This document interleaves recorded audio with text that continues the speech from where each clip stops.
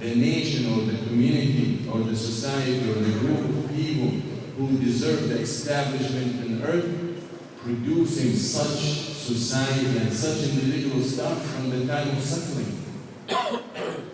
From the time of suckling. Very important to understand that. And unfortunately, maybe a lot of us did not, when we chose our scholars, we did not pay attention to them. And that's due perhaps to the ignorance we were living in. But now there is a sahwa, there is uprising, there is no excuse to be ignorant anymore. And that is what we need to be focused on. قول النبي صلى الله عليه وسلم إذا جاءكم من ترضون دينه وخلقه فزوجوه إلا تفعل تكن فتنة في الأرض فساد كبير. Prophet said, if someone who proposes to your daughter with good deed and good manners, then accept him. You don't do that, it will be great havoc and corruption on earth. And that is what's happening. So we have to go back to that. Also, the husband needs to understand why he's getting married. The woman needs to understand why she's getting married. Then, because this woman doesn't have time to be solving problems. That's our deen, is a deen of prevention, more than solving problems, even though we have solutions for problems. We don't want to deal with problems. Your life is short. You don't want to be wasting your time and your years of your life dealing with problems. It's better to avoid. That's why Allah Azza wa Jalla says, وَلَا تَقْرَبُوا الزِّنَا. You're going to find in the Quran Allah says, and do not commit adultery. You don't come close to adultery. Don't even come close to it. Do not even get involved in any ways or lies that might lead you to adultery. He doesn't say do not commit adultery. Because it's a preventive religion. Because we don't have time to be worrying about too many problems. Because we're living for one thing. That is establishing the tawheed of Allah Azza wa Jalla. So go back, take this message with you. That I want to change my life. You change yourself and your family. I change myself and my family. He changes himself and his family, and she changes herself and her family. The ummah is done. It's fixed. It's fixed. But we need to be responsible. Every Muslim needs, every one of us needs to do this little exercise. That is looking in the mirror every day and telling the guy he sees in the mirror, or the woman she sees in the mirror, you are the reason that this ummah is miserable today. And I'm not exaggerating. As long as I do not hold myself accountable for what's happening to the ummah, nothing will change. Allah Azza wa Jalla says the change starts from within. As long as each one and each individual in the ummah is not responsible for what's happening to the ummah, will change. What's going to drive him or her to change? But when he stands in front of the mirror every morning and says, you are the one who's holding this ummah from prospering, that's how you start looking into yourself and see your shortcomings. Every time one of us sins, the victory for this ummah and the establishment is held back. Every time. Every time. So imagine, can you imagine this? Imagine that your sin is not affecting you alone, it's affecting your whole ummah. That desire you choose to fulfill, holding back the victory from this ummah. Why? Very important. So we live responsible, and we live for the ummah. Living for yourself. This is the business of the religious. Living for your family. Should be bigger than that. Should be bigger than that. Should live for something bigger. There is nothing bigger than the ummah of Islam. There's nothing bigger than the service of the deen of Allah.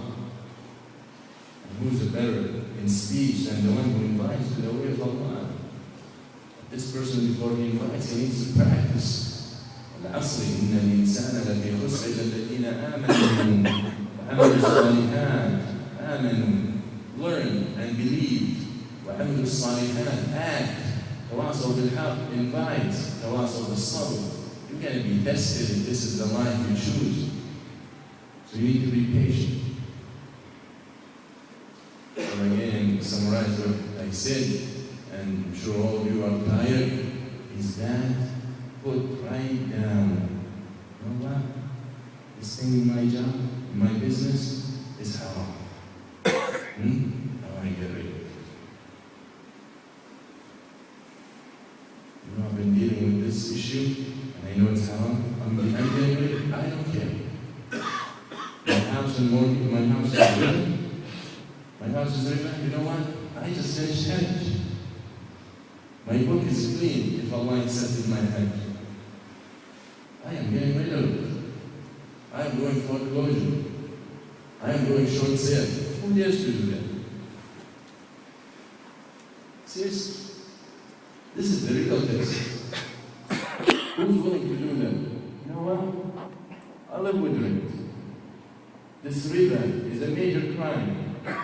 And now I'm a Hajj. Now my book is clean.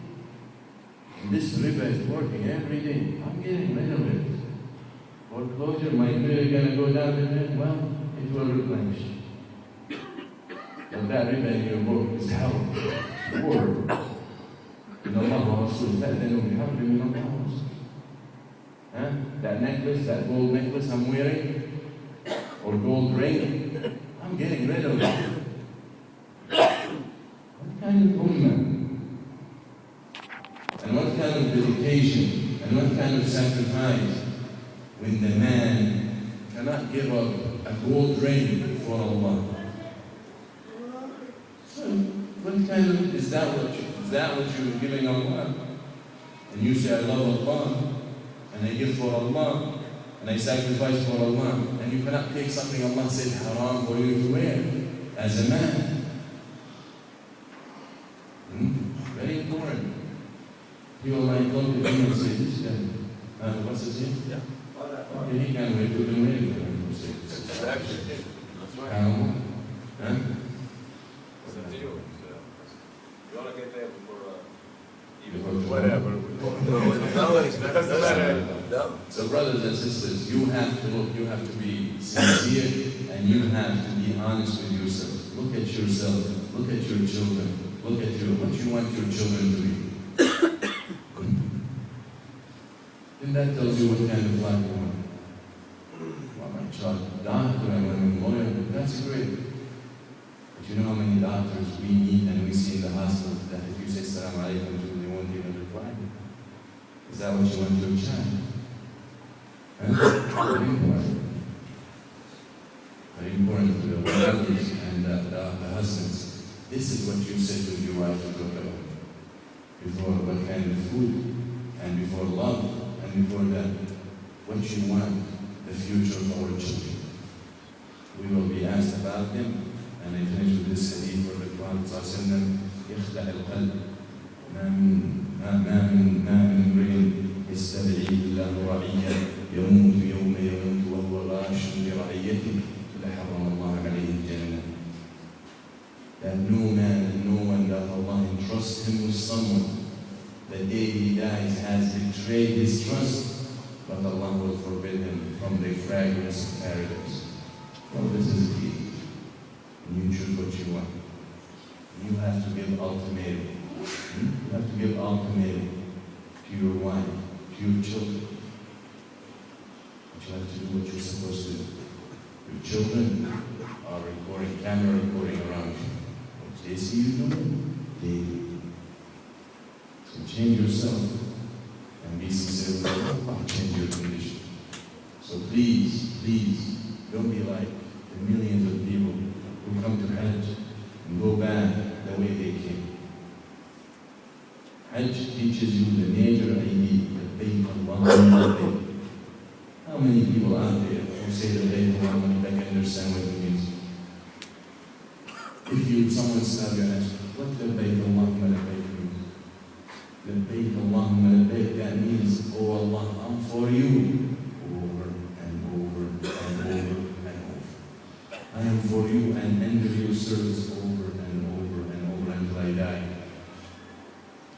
Practice that in your life. Practice that in your life. That's how your Hajj will be accepted, inshallah. Make dua for me, I make dua for you. And we make dua for the Ummah to revive again and to rise again.